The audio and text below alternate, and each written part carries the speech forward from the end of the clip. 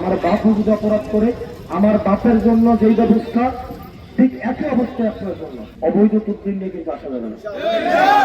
কারণ অপরাধ কিন্তু শুরু হয় নিজ দলের থেকে। ধরেন আমি যখন একটা এগেনস্টে অ্যাকশনে যাবো, একটা মাদকের বিরুদ্ধে একটা অ্যাকশনে গেলাম, যার বিরুদ্ধে অ্যাকশনে যাবো সে তো আমাদের সমাজের কেউ না কেউ, নাকি কেউ না?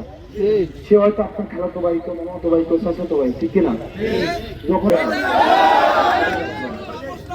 একদম স্পষ্ট আমার বাপও যদি অপরাধ করে, আল্লাহকে সাক্ষী রেখে বলতে পারে আমার বাপও যদি অপরাধ করে আমার বাপের জন্য যেই ব্যবস্থা ঠিক একই অবস্থায় আপনার জন্য কাউকে ছাড় দেওয়া হবে না। আমি আপনাদেরকে ঘোষণা দিয়ে যাচ্ছি, আমার পরিবারের নাম ভাঙায় আমার বাপ, আমার ভাই, আমার আত্মীয় স্বজন, পাড়া প্রতিবেশী, মামাতো ভাই, খালাতো ভাই, আমার নাম ভাঙায় যদি কেউ কোনো এখানে কোনো ধরনের মাতব্বরি করতে আসে তাকে বাইদা পুলিশে দিয়ে দেবে।